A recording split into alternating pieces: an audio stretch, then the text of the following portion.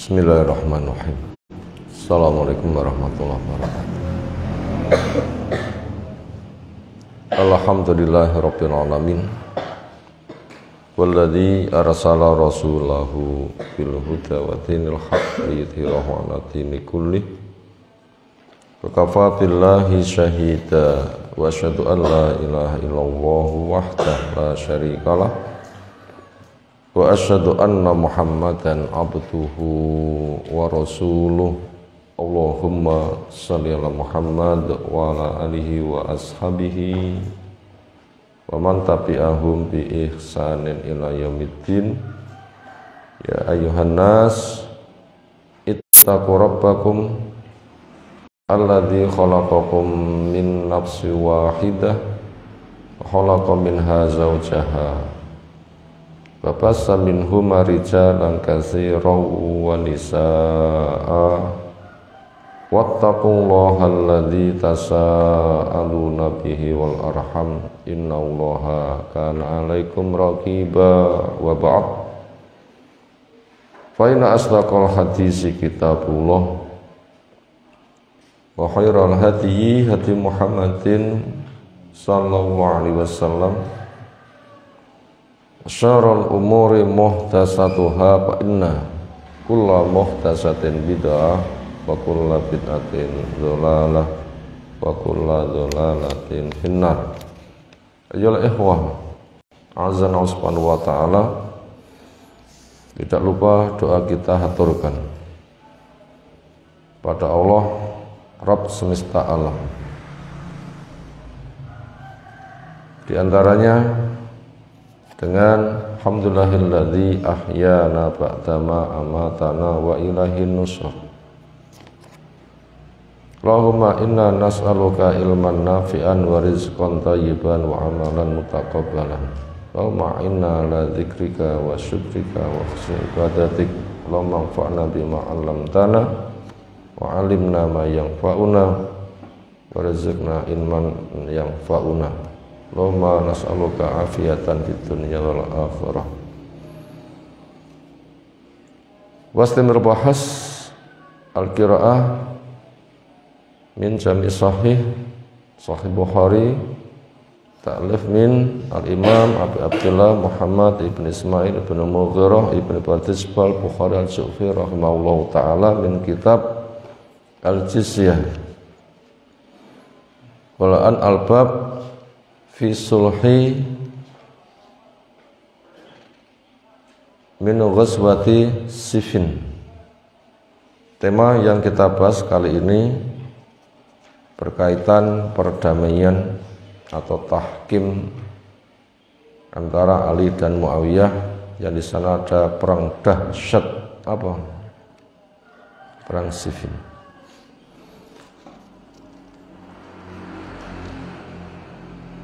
Ila qari fadl babun haddasan hadisan wa khitan faqat.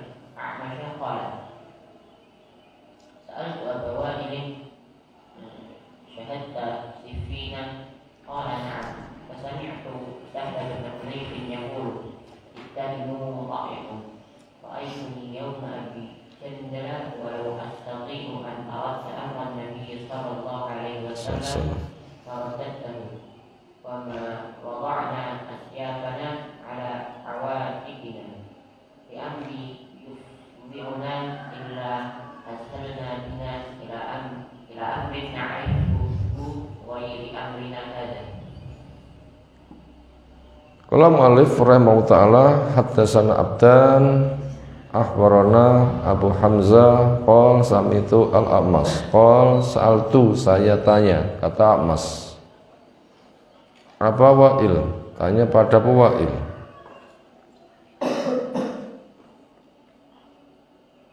syahidah Siffin, apakah engkau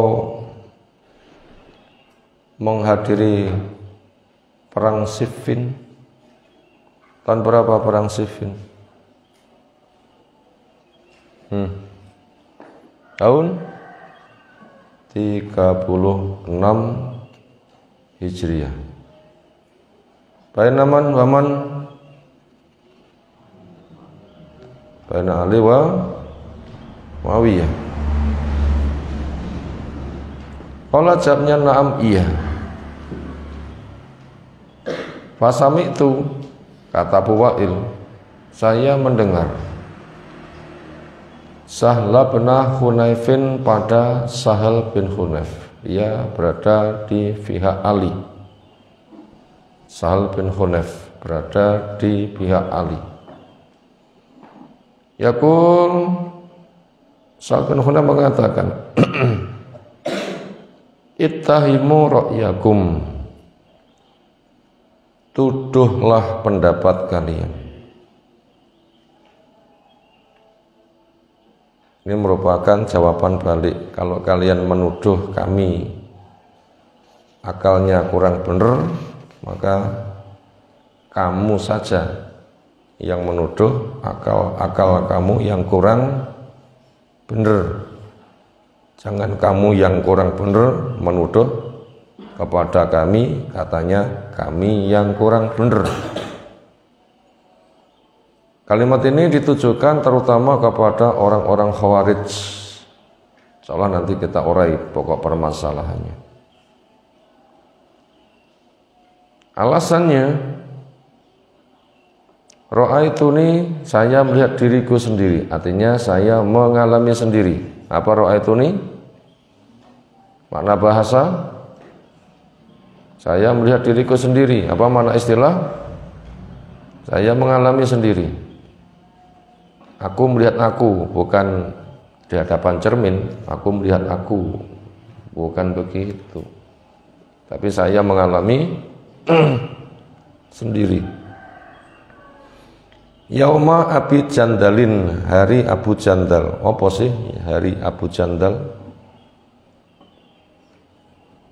Perjanjian Hudaybiyah.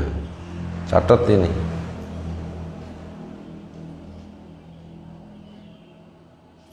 Insyaallah nanti juga ada beritanya.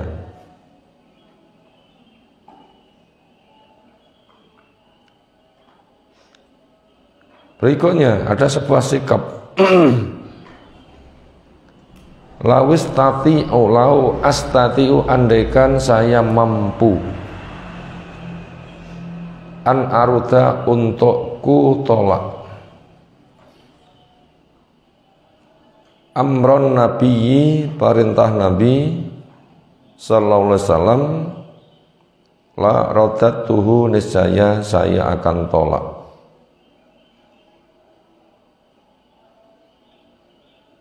Ma wadona, kami tidak akan meletakkan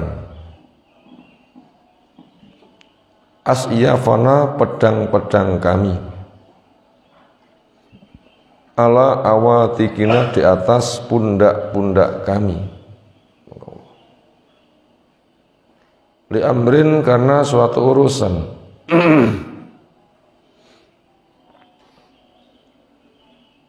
Yufdiuna, yang menghinakan kepada kami. Illa, kecuali ashalna, pedang-pedang itu akan terisa ringan, bina, bersama kami, ila amrin, kepada perkara, na'rifuhu, yang kami kenal, ghaira amrina hadza, selain perkara kita ini.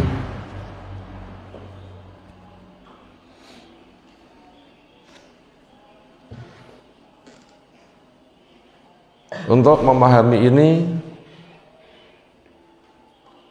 sepertinya materi untuk menjelaskannya panjang, karena ini berkait dengan sejarah.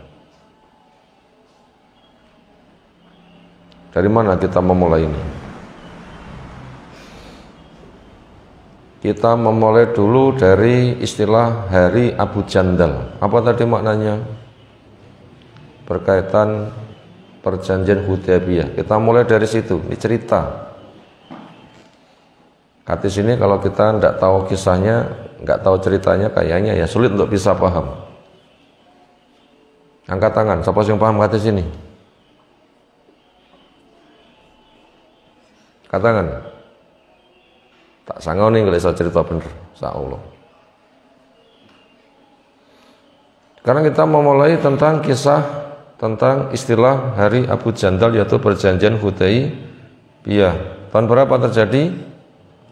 6. Kronologinya, urut peristiwanya, asbabul wurud itu istilahnya, bahwa Nabi SAW dimimpikan umroh, diumumkan. Akhirnya sahabat yang daftar sekitar 1.400 sampai 1.500 orang. Niatannya umroh, gak niatan perang. Walaupun alat perang juga punya, tapi setelah mendekati sana disembunyikan. Sehingga pedang dikalungkan, maknanya gak ada tanda-tanda perang. Pedang dikalungkan yaitu sebatas untuk menyembelih binatang ketika nanti disedekahkan. Gak ada gejala perang, walaupun membawa senjata tapi disembunyikan. Sampai di Hudaybiyah terpantau gerakan itu oleh Quraisy, kemudian dihadang. Silih berganti mereka mengirim utusan. Keputusan terakhir adalah 1. Damai selama 10 tahun, gak perang. 2. Umroh tertunda, bisa dikerjakan tahun depan, itu pun juga hanya 3 hari. Yang ketiga, setelah perjanjian ini, orang dari kami yang hendak bergabung kepada kamu tidak boleh diterima. Orang dari kamu yang hendak bergabung kepada kami tidak boleh untuk dihalangi. Seolah mereka itu ingin menang sendiri. Semuanya diiyakan oleh Nabi SAW karena perdamaian lebih penting daripada perang. Perdamaian lebih penting daripada perang. Yang kadang darah muda kepanjang dikit, perang. Kono perang yang sawah, gawa arit sing landep, mbabati suket, gawa adah sing gedhi, rantai wedhus wane tanggane sukete, oleh perang karo suket. Nah gitu lah ya. Boleh nggak perang karo suket? Boleh, silahkan. Ngamu babatono sukete gitu lah ya.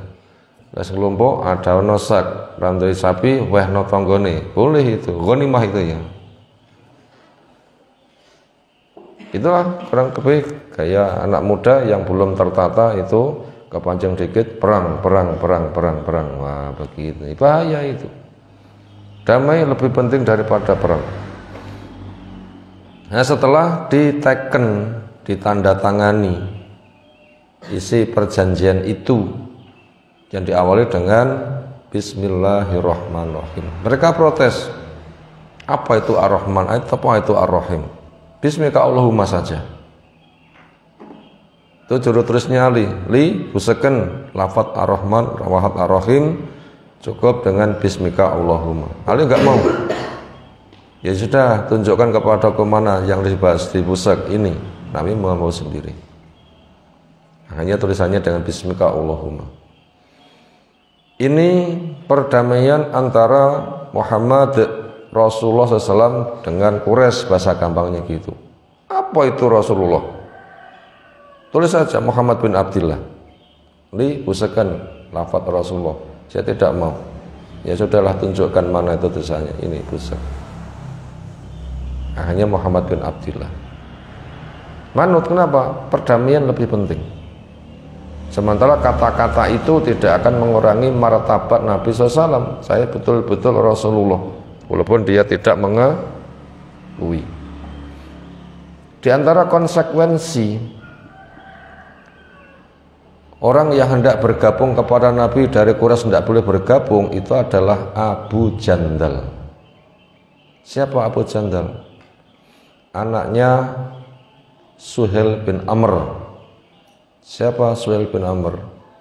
Delegasi Quraisy yang urusan dimudahkan sampai terjadi kesepakatan.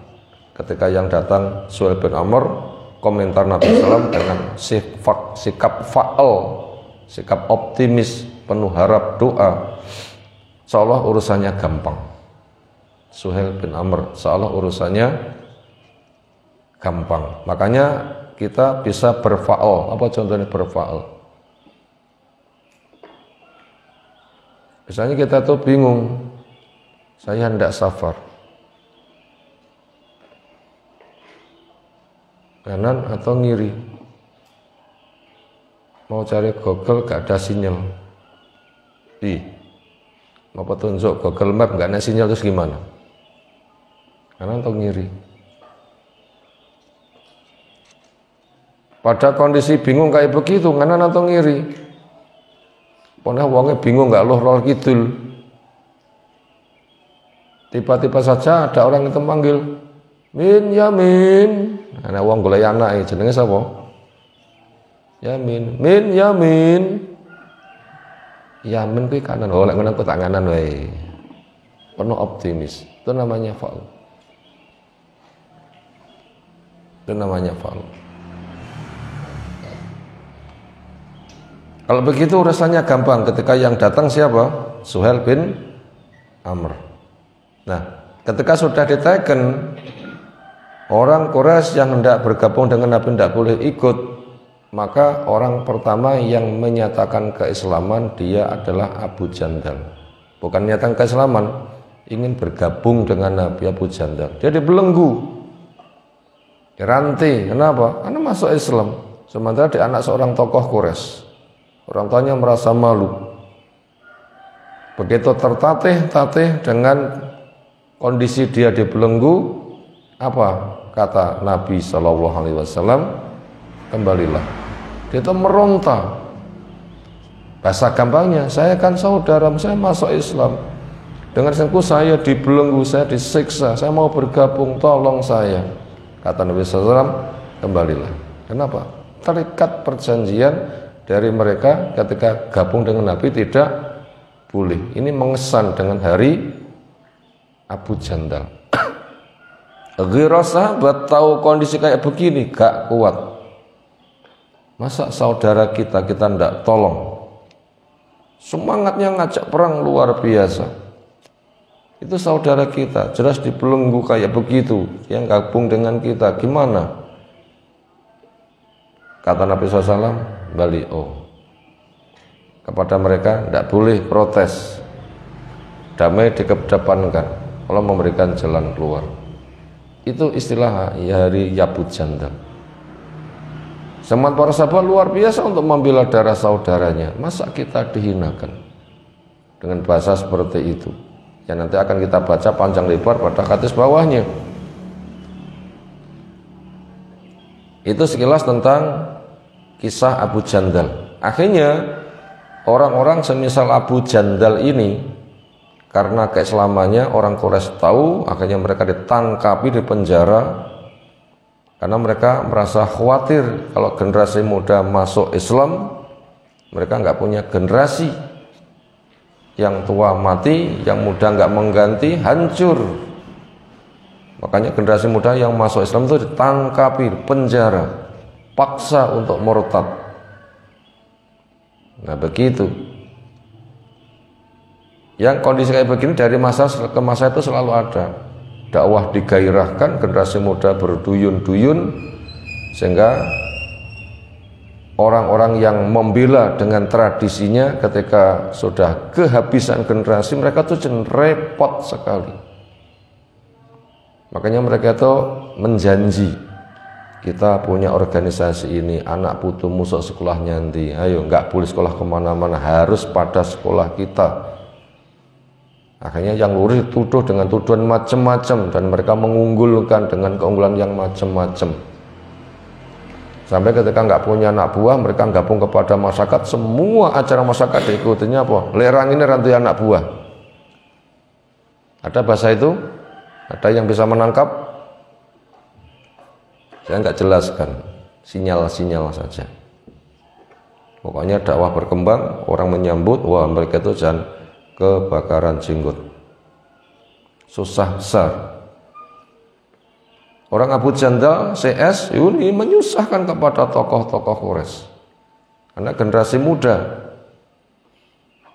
pemimpin masa depan kok sudah masuk Islam. Generasi pelanggut agama berhala itu tidak ada. Mereka sangat khawatir sekali. Makanya perangnya kepada Nabi SAW itu adalah pol. Dianggap menggerogoti mereka, sekolahan mereka, mematikan mereka. Ibaratnya mereka berdagang, kemudian umat Islam berdagang, pembelinya kepada kaum muslimin, mereka nggak laku, jengkel enggak? Itu tamsilnya. Itu tadi cerita tentang kisah Abu Jandal. Lalu orang semisal itu Abu Jandal CS itu bisa lepas satu persatu. Akhirnya hendak bergabung dengan Nabi SAW ditolak. Saya terikat perjanjian. Orang dari Quraisy bila gabung dengan kami nggak bisa terima. Ini perjanjian, kembalilah. Berat sekali mereka. Akhirnya mereka menjadi kelompok tersendiri. Setiap kali orang Quraisy lewat, rampas.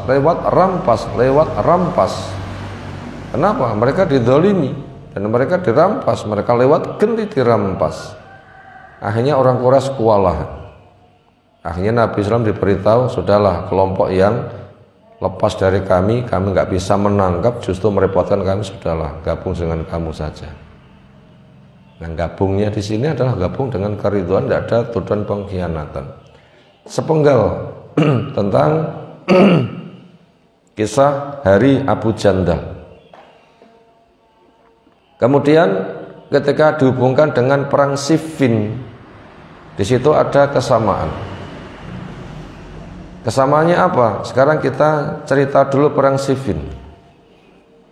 Jadi cerita perjanjian Hudaybiyah, ada tahkim, ada perdamaian. Bukan tahkim ya, tapi al-sulhu, perdamaian. Sekarang cerita tentang perang Siffin. Terjadi tahun 36 Hijriah. Ketika Ali radhiyallahu anhu dibaiat untuk menjadi khalifah. Ternyata dampak dari racun yang ditebar oleh orang Khawarij semakin merusak tubuh kaum muslim. Apa racun yang ditebarkan oleh orang Khawarij? Sekarang kita cerita dulu tentang cikal bakal orang Khawarij. Dari mana cikal bakalnya? Dari Yahudi. Siapa namanya? Abdullah bin Sabah. Berpura-pura masuk Islam. Kemudian mereka menampakkan taringnya, bentuk asli mereka. Itu ketika terjadi perang Hunain, di mana kaum muslimin menang luar biasa menghadapi orang musyrik di daerah Hunain, suku Hawazin, setelah penaklukan kota Mekah tahun 8 Hijriah. Yang orang Quraisy baru saja ditaklukkan kemarin, maka mu'allaf, orang yang betul-betul dijinakkan hatinya, karena baru saja masuk Islam, bahkan sebagian belum masuk Islam, masih simpatisan. Ketika perang mereka tidak perang, atau setidaknya mereka masih menjaga jarak. Memang masih awal-awal masuk Islam, bukan pasukan inti. Andaikan itu perang yang sudah masuk Islam. Ghanimah luar biasa, unta saja ada 24.000, kambingnya ada 40.000, banyak enggak? Banyak sekali. Dan itu dibagi habis kepada orang Quraisy. Akhirnya muncul isu, wah Rasul cedok bolone Quraisy, sekarang entuk panenan dum kepada bolone dewi. Kita yang selamanya mendampingi gak entuk opo-opo. Wajar kan? Akhirnya yang sepuh-sepuh dikumpulkan. Kok ada isu begini?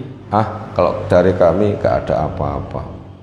Generasi muda, mereka dikumpulkan. Kalian pulang membawa nabimu lebih suka atau kamu pulang membawa harta? Ditodong mereka. Pilih mana? Kamu pulang membawa nabimu atau kamu pulang membawa harta? Pilih ndi? Gimana jawabnya? Mau tidak mau ya mereka menjawab, kami suka pulang membawa nabi kami. Orang yang tidak kuberi, itu keterangan Nabi SAW, lebih ku suka daripada yang kuberi. Jadi kamu yang tidak saya beri itu lebih saya cintai daripada orang Quraisy yang saya beri. Kamu saya cintai, insya Allah iman telah kokoh pada diri kalian. Sementara orang Quraisy itu hanya saya jaga hatinya. Mereka baru saja masuk Islam, masih rawan keislamannya. Sementara kemarin mereka sebagai penguasa-penguasa baru saja kita taklukkan. Makanya saya jaga hati mereka dengan pemberian. Semoga mereka dengan tenang. Untuk kalian insya Allah nanti bila ada jizyah atau fai akan mendapatkan pembagian. Andaikan bukan karena hijrah, maka saya akan bersama kalian dimanapun kalian berada. Dan saya pun juga akan ridho pulang bersama kalian nggak dapat apa-apa. Dikata seperti itu, generasi muda nangis kabeh, bisa dibilang begitu. Jadi hikmah Nabi SAW itu memberikan kepada orang Quraisy dari ghanimah perang Hunain untuk menjinakkan hati mereka. Bila sudah jinak dengan pemberian, mereka agak neko-neko. Ternyata dengan Islam mereka tenang, dengan Islam mereka mendapatkan pembagian, dengan Islam mereka mendapatkan pancingan sehingga masuk Islam. Sampai satu tokoh dari mereka semisal Sofwan bin Umayyah bin Khalaf yang ditawari oleh Nabi SAW untuk masuk Islam setelah dia minggat tapi dipanggil mau dengan jaminan aman. Dia mengatakan, saya mikir 2 bulan dulu. Kata Nabi SAW, kamu mikir 4 bulan juga boleh. Lalu diberikan pemberian 50 unta, 50 unta atau 100 unta, sampai 4 kali. Berapa jumlah total? 400 unta. Dia terperangah. Kok bisa-bisanya Muhammad memberi sejumlah itu? Saya kan belum masuk kepada agama dia. Sementara saya mau minggat, gak punya kekuatan, saya dipanggil. Saya ketika bergabung, saya belum masuk Islam. Kok saya diberi sekian banyak? Sementara sahabatnya Dewi ternyata gak dapat apa-apa. Maka menyebabkan hatinya langsung jinak. Yang semula dia mengatakan, gak ada orang yang paling kubenci daripada Muhammad. Gak ada agama yang paling kubenci kecuali agama Muhammad. Tidak ada keluarga yang paling kubenci kecuali keluarga Muhammad. Kecuali sekarang berubah menjadi bertolak belakang. Orang yang paling kucintai Rasul Muhammad SAW. Agama yang paling kucintai agama Rasul Muhammad SAW. Keluarga yang paling kucintai keluarganya Rasul Muhammad SAW. Itu ikrar keislamannya, diantara bahasa diungkapkannya seperti itu. Nah, ketika ini muncullah orang yang akhirnya jadi cikal bakal Khawarij, namanya Dzul Khuwaisirah atau siapa? Dia mengatakan, "I'dil ya Rasulullah fa innaka la ta'dil." Adillah wahai Nabi SAW, sesungguhnya engkau tidak adil. Memang orang yang akhirnya diberi nama Khawarij itu spesial di bidang itu. Program hidup mencari dunia, mengkritisi kepada penguasa. Karena dari sanalah nanti ada harta. Ketika mereka mendapatkannya, lah sedemikian rupa. Sampai hadis yang kita kaji kemarin tentang 6 peristiwa yang terjadi sebelum kiamat. Ketika harta melimpah, ada seseorang mendapatkan pembagian berapa? Tahu lali 100 dinar. Dia mengatakan, kok segini? Pada 100 dinar itu berapa kemarin? Ada 4 miliar, ya kan? Ada 4 miliar. Kok cuma segini? Ya rata-rata mereka memang yang dicari itu untuk itu. Dan penaklukan di masa Utsman itu luar biasa. Pembagian harta itu luar biasa. Sampai ketika dibagi-bagi orang dapat 4 miliar, kok cuma segini? kurang, akhirnya mengkritisi. Nah itu tadi kita melihat cikal bakalnya sampai Nabi kita dituduh tidak adil. Maka dengan kita katakan kemarin, bila penafsirannya itu, makanya Utsman dibunuh, permasalahannya kurang lebih seperti itu. Mungkin dianggap pembagiannya kurang. Akhirnya sejarah berulang. Mereka menuduh kepada Nabi adillah, di masa Utsman menuduh kepada Utsman berilah. Dia berikan sampai 100 dinar, masih merasa kecil. Senada dengan itu mereka membunuhnya, dan bahasa yang semisal. Merangkai. Akhirnya setelah Utsman terkepung dan dibunuh, itulah diantara tafsiran fitnah yang menimpa kepada orang Arab, tidak ada rumah kecuali kemasukan fitnah dari 6 yang kita kaji kemarin. Tentang apa kemarin? 6 tadi peristiwa yang terjadi sebelum kiamat. Fitnah akan masuk ke rumah-rumah sehingga tidak tersisa rumah orang Arab mesti kemasukan fitnah. Salah satu tafsirannya adalah dengan terbunuhnya Utsman. Sejak itu fitnah kayak nggak bisa dibendung. Yang sebelumnya di masa Umar sudah jebol pintunya, karena Umar bukan mati biasa tapi mati dibunuh, ibaratnya pintu bendungan dijebol sehingga nggak bisa ditutup kembali, sehingga gelombang fitnah akan terus mengalir memenuhi kemana-mana. Akhirnya mereka sepakat rame-rame ikut membaiat dengan Ali. Di antara hikmah yang bisa diduga tujuan mereka adalah mencari pelindung. Ketika mereka dituntut darah gara-gara membunuh Utsman, di balik Ali dapat benteng. Karena mereka termasuk orang yang punya ilmu juga. Kemudian Ali bin Abi Thalib ketika sudah jelas jadi khalifah, itu menyatukan kaum muslimin. Tidak boleh satu wilayah kaum muslimin itu presidennya 2. Bila sudah ada khalifah, kok muncul khalifah lagi, suruh tunduk, bila tidak perangi. Nah begitu. Semisal seorang istri tidak boleh punya 2 suami, bahasa gampangnya gitu. Satu negeri nggak boleh ada 2 presiden, harus 1 saja. Sementara Muawiyah dengan wilayah gubernurannya di Syam, luas enggak? Luas. Muawiyah itu jadi gubernur 20 tahun, jadi khalifah 20 tahun. Ada buku khusus cerita tentang Muawiyah, silahkan dimiliki.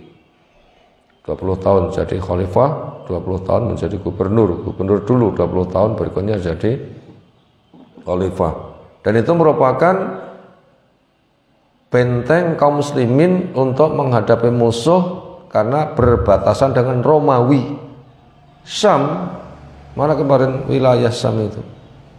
Madinah ke utara, berapa jaraknya? 1252, 1200 kilo. Itu berbatasan dengan Romawi. Itu menjaga perbatasan. Muawiyah itu potensial sekali untuk menjaga keutuhan kaum muslimin. Bila Syam jebol, nanti Baitul Maqdis bisa dikuasai. Sementara Baitul Maqdis milik kaum muslimin ditaklukkan pada masa Umar. Muawiyah termasuk gubernurnya Umar. Dan sikapnya sangat dihargai oleh Umar bin Khattab. Kenapa? Menjaga benteng kaum muslimin dari serangan negeri luar. Bahwa bila mereka sudah menguasai pantai masuk, wah nanti bisa menjajah. Sementara ribat itu penting, jaga perbatasan supaya wilayah kaum muslimin itu aman. Nah, Muawiyah yang berada pada alamnya yang kuat, 20 tahun menjadi gubernur, kan kuat pengaruhnya. Itu menyatakan belum berbaiat dengan Ali. Ini kan masalah, ada 2 pemimpin, harus dihilangkan salah satunya, harus 1 saja. Ini 2, gimana 2 ini? Gak boleh, harus diperangi. Itu walaupun saudara sendiri. Sehingga mau tunduk dengan 1 kekhalifahan, gak boleh 2. harus tunduk dengan satu kekhalifahan. Muawiyah belum mau, bukan pembangkangan, tetapi mengatasnamakan kami keluarga Utsman punya hak untuk menuntut darah. Maka kami akan bayat bila para pembunuh Utsman dihadang pada kami untuk dituntut. Sementara para pembunuh Utsman sekarang berada di mana? Di pihak Ali. Kayaknya ada kekuatan utama. Bagaimana sikap Ali ketika mendapatkan dukungan dari para pembunuh Utsman? Ali orang yang paling benci kepada mereka. Bukan Ali nggak paham, Ali orang yang paling benci kepada mereka. Tapi itu kekuatan besar mereka. Untuk menghadapinya, kaum muslim itu harus kompak jadi satu, sehingga untuk dihadapi dengan satu kepemimpinan. Dan ini yang hak. Tetapi Muawiyah masih terjadi tarik ulur yang alot. Enggak masalah kami baiat jadi satu, tapi para pembunuh datang kepada kami untuk kami tuntut darah. Kata Ali, ya ngono, tapi kita kompak untuk kita hadapi bareng. Terus begitu, enggak selesai. Akhirnya bentuk nyata kewajiban Ali sebagai khalifah yang sah, ada pihak lain yang belum baiat, disiapkan pasukan yang luar biasa besar, ada 100.000 atau lebih. Mereka pun juga sama menyiapkan pasukan besar, sama-sama dua besar. Memang termasuk tanda kiamat adalah ada dua kubu besar yang berperang, tapi mereka satu bendera, sama-sama muslim. Di antara takwilnya adalah pasukan Ali dan pasukan Muawiyah terjadi perang Siffin.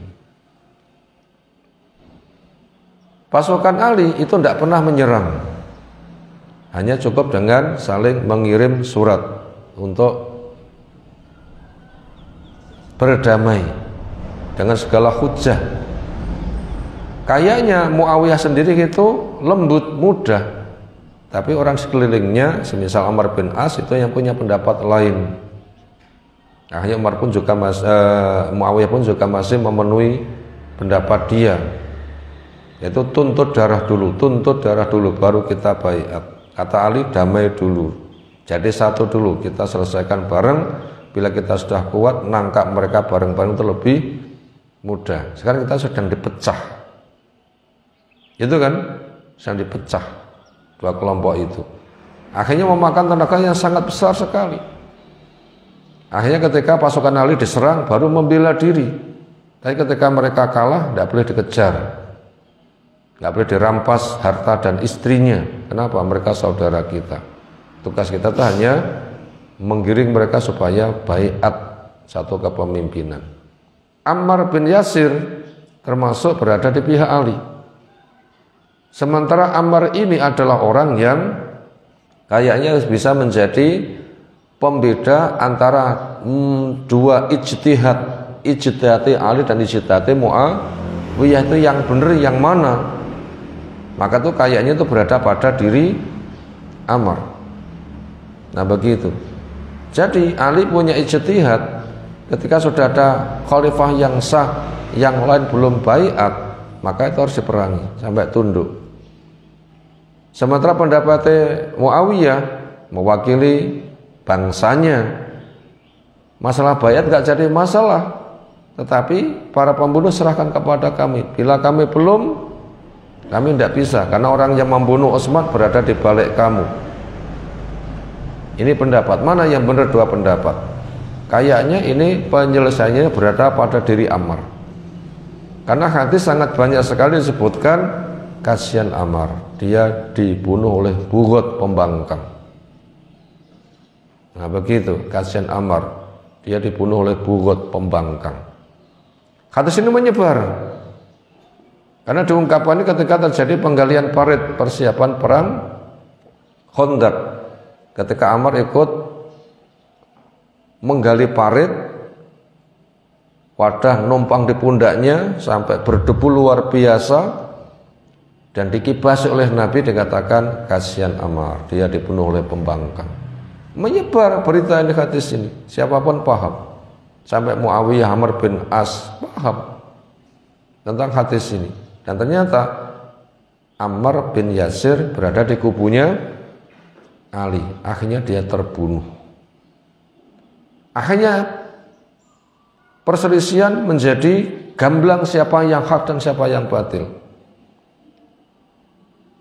Akhirnya pihak Ali yang benar. Akhirnya sangat semangat untuk memerangi mereka. Kenapa? Karena pembuktian kebenaran ijtihad Ali itu memang betul-betul nyata dengan terbunuhnya siapa? Ammar bin Yasir. Sampai malam gak libur perang, sampai pagi, sampai waktu duha. Gak libur, biasanya malam itu libur perang. Saking semangatnya ini membela yang hak, perang gak selesai. Akhirnya pasukan Muawiyah terdesak. Akhirnya mereka usul, kita angkat mushaf, kita bertahkim, kita angkat mushaf, kita bertahkim, kita selesaikan perang, kita damai. Apa kata Ali? Saya orang yang paling berhak untuk menerima perdamaian. Saya orang yang paling berhak untuk menerima perdamaian. Akhirnya perang dihentikan, kemudian terjadi saling mengirim delegasi bagaimana kita berdamai. Nah, perdamaian inilah semakna dengan perdamaian Hudaybiyah. Seolah sejarah berulang. Pada Hudaybiyah, Nabi SAW itu putuskan kita damai, kita pulang.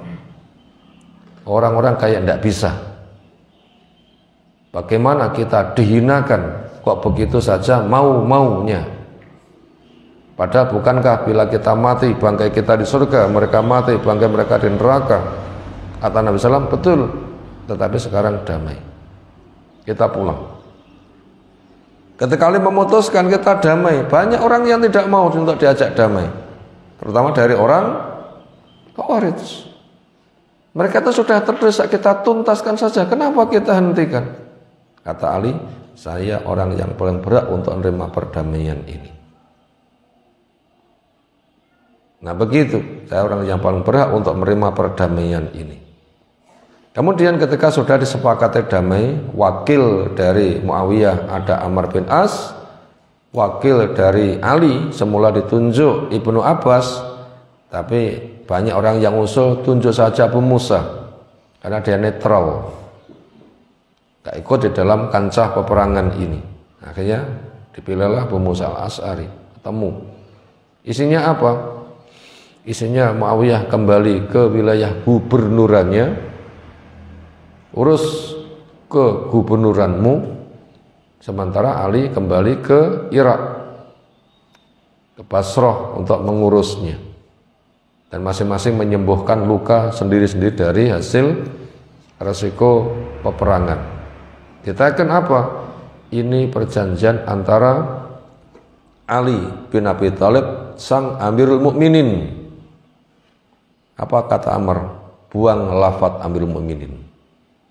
Ini perjanjian antara Ali bin Abi Thalib dengan Muawiyah. Buang Amirul Mukminin. Sama kan? Buang lafaz Rasulullah. Kan senada dengan itu. Ali pun juga mau. Ya sudahlah. Tulis saja perdamaian antara Ali bin Abi Thalib dengan pihak sana. Tidak ada kata-kata apa? Amirul Mukminin. Sejarah berulang kan? Sejarah berulang. Makanya semangatnya orang Khawarij untuk tidak mau damai ini luar biasa. Mereka tetap mendorong perang. Nah, senada dengan itu. Maka setelah kita tahu seperti itu, akhirnya kita tahu apa makna ungkapan Sahal bin Hunayf. Tadi Sahal bin Hunayf berbicara apa tadi? Ittahimu ra'yakum, tuduhlah pendapat kamu. Kalau kamu menuduh kami yang bisa dibilang nggak tepat, yang tepat adalah tuduh pikiranmu sendiri. Yang kami dulu juga memiliki semangat seperti kamu, seolah tidak ridho dengan keputusan Nabi. Ternyata sekarang kamu yang tidak ridho kepada keputusan Umar. keputusan Ali. Bukannya kami tidak mau berperang, pedang-pedang tidak pernah turun dari pundak kami. Ketika kita dihinakan, pedang akan bicara. Tetapi untuk kasus ini, maka pedang tidak digunakan. Kenapa? Untuk berdamai. Itu arah permasalahan itu ke sana. Sekarang kita baca ulang. Setelah kita mengetahui hari Abu Jandal, kita mengetahui sekilas seluk-beluk tentang perang Siffin. Ingin meluaskan bacaannya, silahkan dibaca pada Tarikh Khulafa tentang Ali bin Abi Thalib pada tema khusus tentang perang Siffin. Itu pembahasannya panjang, silahkan dibaca sendiri. Bila belum ketemu Arabnya, belum bisa, terjemahnya pun juga sudah ada untuk membantu tahapan awal sesuatu yang bisa dimaklumi. Sekarang kita baca ulang lagi ungkapan siapa tadi? Sahal bin Hunayf.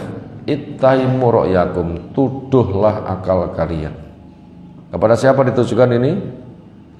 Orang Khawarij yang tidak mau menerima perdamaian antara Ali dengan Muawiyah. Damai itu paling utama. Perang dihentikan. Bila kamu menuduh kami nggak benar, justru kamu yang ngengkel ngejak perang, tidak mau damai, itu ya harus dituduh. Saya mengalami sendiri hari Abu Jandal. Waktu itu Nabi SAW memutuskan damai, seolah kami tidak terima perdamaian itu. Masa kita dihinakan? Sudah jauh-jauh umroh gagal. Saudara kita tidak bergabung, tidak boleh.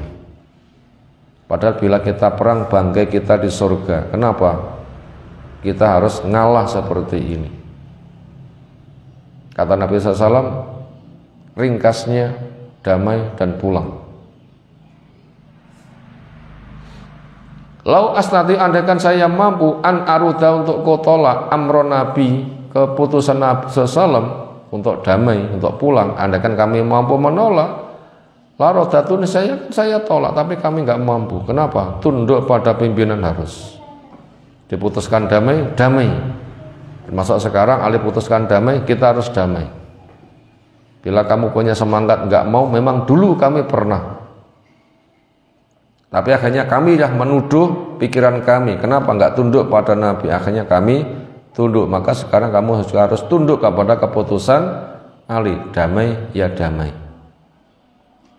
Wa ma wadona asyafana ala awatikina, dan pedang-pedang kami tidak akan pernah turun dari pundak-pundak kami. Maknanya kami bukan pengkhianat, nggak mau berperang. Li amrin yufdiuna, kepada perkara yang memang itu menjelekan kepada kami. Artinya bila agama ini dinodai, kami siap berjuang. Illa, kecuali ashalana, pedang itu akan terasa mudah bina kepada kami.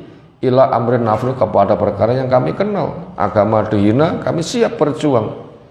Tetapi pedang akan kami letakkan amrina hadza, pada perkara ini. Kenapa? Sekarang damai. Pedang itu tidak sedang bicara, kita sedang berdamai. Akhirnya orang Khawarij tetap tidak terima. Akhirnya mereka keluar dari kubu Ali bin Abi Thalib yang semula mendukung. Sekarang mereka nggak puas, kemudian mereka keluar. Yang orang Khawarij benihnya menuduh Nabi tidak adil. Sekarang orang Khawarij di masa Ali menuduh Ali kafir. Mananya sama kan? Kalau sampai Nabi kita dituduh tidak adil, berarti kan bukan pengakuan seorang Nabi. Sementara adil itu maknanya apa? Wat usaifi, maka nih menempatkan sesuatu ditempatkan. Nabi ya Nabi terima. Kok dikatakan adil berarti nggak menerima kenabian. Ini menggunakan bahasa yang lebih halus. Adillah karena engkau tidak adil. Nah, di masa Ali bin Abi Thalib mereka terang-terangan. Hukum itu milik Allah. Kenapa? Hukum milik Amr bin As dan Abu Musa al-Asy'ari. Hanya membaca ayat wa mallam yahkum bima anzala faulaika humul kafirun. Siapa yang tidak mau berhukum dengan hukum Allah, maka mereka itu kafir. Ini alasan orang Khawarij menuduh Ali kafir. Gimana caranya jawab? Yang mereka pakai itu pakai dalil. Wa man lam yahkum bima anzalallahu faulaika humul kafirun. Siapa yang tidak berhukum dengan hukum Allah maka itu kafir. Seolah dengan teks dalil itu mereka itu benar. Kok Abu Musa, kok Amr bin As, kok hukum manusia, kenapa nggak pakai hukum Allah? Kafir kalau begitu. Pilih jawab.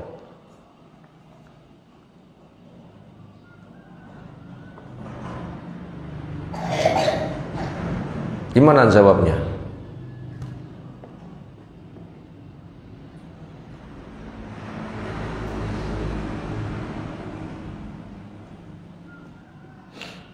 Jawabannya ada di surah Al-Imran ayat yang ke An-Nisa ya, 35. Surat apa? An-Nisa ayat 35. Fa in khiftum shiqaqa bainihima. Bila kamu khawatir potensi pecah di antara dua kubu, fab'asu hakamam min ahli, maka utuslah hakim dari kubu A, wa hakamam min ahliya, dan hakim dari kubu B. Mudahnya pemahaman begitu. In yurida islahan, bila dua kubu menginginkan damai, yuwafiqillah bainahuma, Allah memberikan taufik mewujudkan damai dari dua kubu. Innallaha kana aliman khabira, sesungguhnya Allah itu maha tahu lagi memantau kabar dengan teliti. Makna khusus di ayat ini sebagai alat memudahkan pemahaman. Ketika ayat ini sebagai wadah umum, semua masalah yang memiliki makna seperti itu juga berjalan. Dua kubu yang menjadi memudahkan pemahaman, kubu siapa dan kubu siapa? Kubu suami istri. Yang istri nusus dinasehati gak mempan. Pisah ranjang belum selesai. Pukulan pelajaran belum. Berpotensi cerai suami istri. Ini belum boleh masuk kepada wilayah cerai. Makanya suami mengutus wakil, istri mengutus wakil. Ya, masing-masing wakil punya jiwa pendamai, menginginkan keluarga itu utuh. Kedua wakil ketika sudah jelas sikap mentalnya sebagai juru damai, semangat untuk mendamaikan, kemudian ketemu apa permasalahannya, carikan solusi. Bila dua kubu menginginkan damai, nanti akan ada titik temu hasil musyawarahnya. Ini pokok permasalahannya. Pokok permasalahannya. Ternyata kasus Ali dengan Muawiyah juga menggunakan ayat ini, Ali, untuk menjawab dari tuduhan orang Khawarij. Kalau dua kubu tidak ada senjatanya sudah damai, sekarang ada dua kubu dengan senjata. Ini lebih bahaya. Ini tafsiran dari Ali menggunakan ayat ini. Orang Khawarij kalau begitu mereka semangat baca tapi nggak ada ilmu. Semangat baca tapi nggak ada ilmu, sehingga menyalahgunakan fungsi ayat.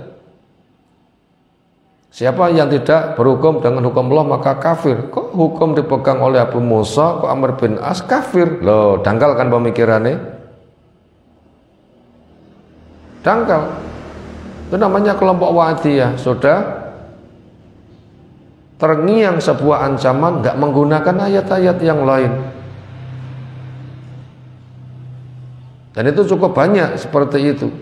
Bila sudah masuk kepada pembahasan tentang memahami seluk-beluk orang-orang Khawarij, kelompok Wa'diyah, kita bisa membaca. Mereka termasuk orang yang dikuasai semangat, kurang ilmu, sehingga mudah memberikan vonis selain mereka kafir. Nah begitu, itu tanda kedangkalan. Sementara kita tahu siapa Ali, pendamping Nabi SAW sejak dari wahyu pertama turun. Sehingga bisa bila dibilang mufasir terbaik setelah Abu Bakar, mufasir terbaik setelah Umar, mufasir terbaik setelah Utsman. Siapa? Ali. Sementara kelompok Khawarij itu tidak ada sahabat yang gabung kepada mereka. Ini menunjukkan kan keilmuan kan jauh. Sehingga termasuk kelompok yang menggunakan ayat-ayat yang mutasyabihat untuk dibawa kepada pemikiran sendiri untuk dibikin takwil yang salah lalu menimbulkan fitnah.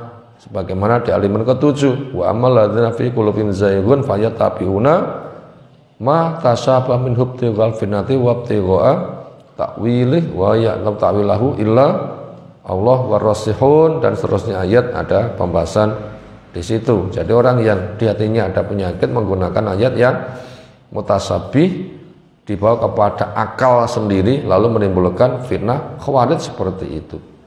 Kelompok Khawarijatun yang keluar dari pihak Ali, jamannya Khawarij.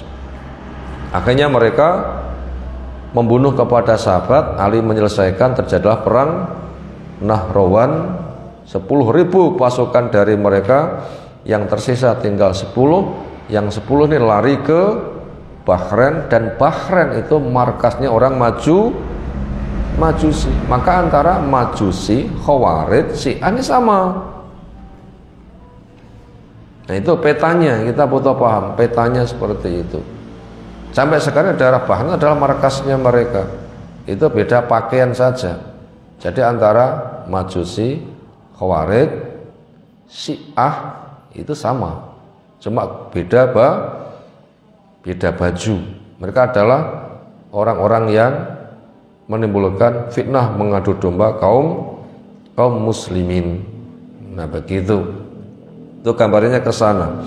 Kemudian bagaimana nasib kaum muslimin atau hasil akhir antara Ali dengan Muawiyah, di mana ijtihad Ali jelas benar, ijtihad Muawiyah jelas salah. Maka tidak boleh mengunggulkan Ali, merendahkan Muawiyah. Semuanya sahabat. Mereka tidak ingin berperang gara-gara rebutan kekuasaan, tapi hasil ijtihad. Cuma ijtihadnya Ali yang benar, ijtihad Muawiyah yang salah. Yang salah ditolak. Mereka salah, dosa diampuni. Yang benar itu yang dikokohkan. Maka di tengah kondisi salahnya Muawiyah bukan alasan untuk dicela, tapi itu hasil ijtihad dia yang salah.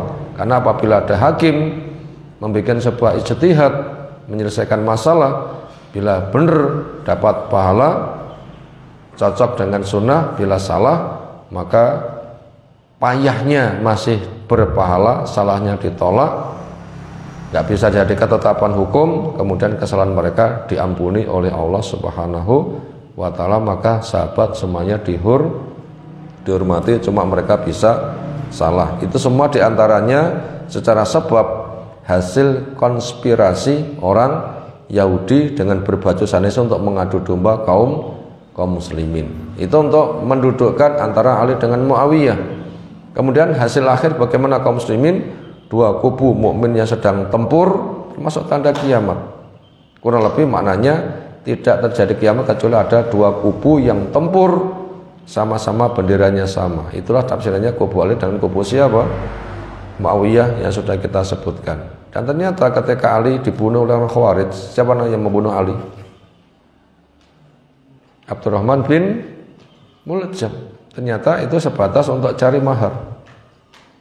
Karena seorang perempuan yang keluarganya banyak terbunuh di perang Nahrawan, seorang perempuan yang ahli ibadah, sangat ayu banget, hidupnya di masjid. Ketika ada yang melamar, mau, tapi dengan syarat. Apa maharnya? Kepala Ali. Karena dia cukup banyak menyebabkan keluargaku mati pada perang apa? Nahrawan. Makanya Abdurrahman bin Muljam orang baik-baik, tapi karena dikuasai cinta kepada perempuan yang memiliki pemikiran demikian, ternyata suaminya katut. Ngerti-ngerti deh ya. Ini laki-laki yang baik, sudah mondok, manhajnya benar, soalnya rabi, bojone nggak sejalan, kalah karo bojone, wah iso KU. Karena nggak ada orang kuat ternyata bisa KO oleh orang yang lemah kecuali laki-laki di depan perempuan. Maka kalau salah memilih bojo, wah resikonya habis-habisan. Nah begitu, karena kelemahan laki-laki itu berada pada perempuan. Bila sudah kadung jatuh cintrong begitu, wes lupakan nanti semuanya. Bahaya. Akhirnya dilayani itu. Apa itu maharnya? Kepala Ali. Ya bunuh Ali. Nah ketika Ali sudah terbunuh, syahid insyaallah. Lalu kekhalifahan dipegang oleh Hasan. Nah pada masa Hasan inilah hadis Nabi terwujud. Sesungguhnya cucuku ini, anakku ini akan menjadi pendamai dari dua kubu besar yang sedang bertikai. Ketika Hasan diminta jadi khalifah, dia bikin syarat. Saya mau diangkat menjadi khalifah, tapi syaratnya kalian akan mau berperang bila saya putuskan perang, kalian siap damai bila saya putuskan damai. Mau?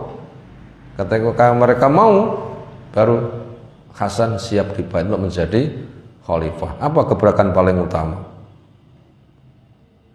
Ngajak Muawiyah ketemu dengan pasukan masing-masing yang dahsyat. Sebelum perang terjadi rembukan. Lah iya dong.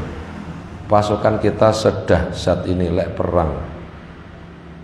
Sing jadi korban sopo? Sing menang saya juga resikone pol, yang menang kamu juga resikone pol. Banyak yang mati, janda-janda, yatim-yatim, kerusakan dampak perang. Siapa yang bisa menyembuhkan?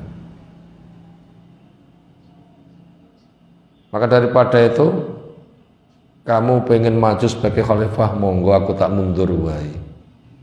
Syaratnya begini.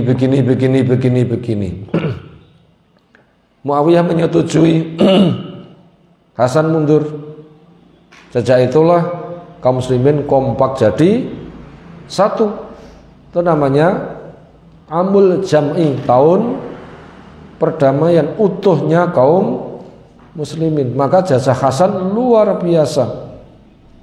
Dan penyakitnya pun juga sudah tersembuhkan. Siapa? Khawarij yang sudah ditaklukkan pada perang Nahrawan. Jadi para pembunuh Utsman itu kan sudah terbereskan.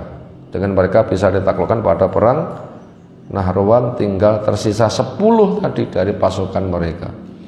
Tetapi dengan 10 benih ini terus menjadi penyakit yang menggerogoti Persepa terus. Karena dari 10 orang ini yang lari pada abad yang kedua muncul tokoh mereka namanya Abdurrahman bin Rustum. Itu adalah Khawarij murni. Abdul Wahab bin Abdurrahman bin Rustum, darah Majusi, tokoh dari Khawarij. Akhirnya apabila kita mendengar kata Wahabi itu ke sana. Kata Wahabi itu ke sana. Akhirnya mereka membuat fitnah terus sampai hari ini. Yang lurus tidak dikaburkan.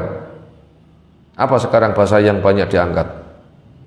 Salafi Wahabi. Sebenarnya Salafi Wahabi itu Khawarij, tetapi ditujukan kepada yang betul-betul sunnah. Ya gitulah. Makanya tanda-tanda Khawarij itu adalah satu, menggunakan bahasa Salafi Wahabi, Salafi Jihadi, Salafi Haroki. 3 tanda ini kita wajib paham. Ini tanda-tanda Khawarij. Masyarakat bila paham mendengar kata Salafi Wahabi, Salafi Jihadi, Salafi Haroki, paham mereka adalah orang Khawarij. Buat yang tidak paham, salah tembak mestinya kepada mereka, tapi ditembakkan kepada yang betul-betul ahlus sunnah. Sekarang sedang gencar kan begitu kan, gara-gara ada yang punya tugas ngimami salah masjid,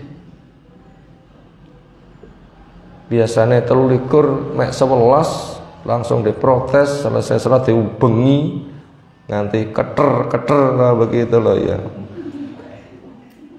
Oh, iki berarti pondok sing Wahabi kae ya.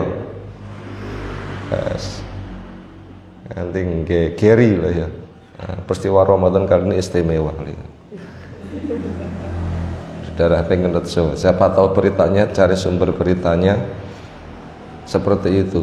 Ini isu yang di masyarakat begitu, yang betul-betul lurus mengikuti sunnah itu diarahkan dari hakikat mereka. Sebenarnya mereka adalah Salafi, Wahabi, itu Khawarij, tapi kenapa ditujukan kepada yang betul-betul sunnah sampai nek ndeso gara-gara sholatnya 11 rakaat itu Wahabi, Wahabi, Wahabi, Wahabi.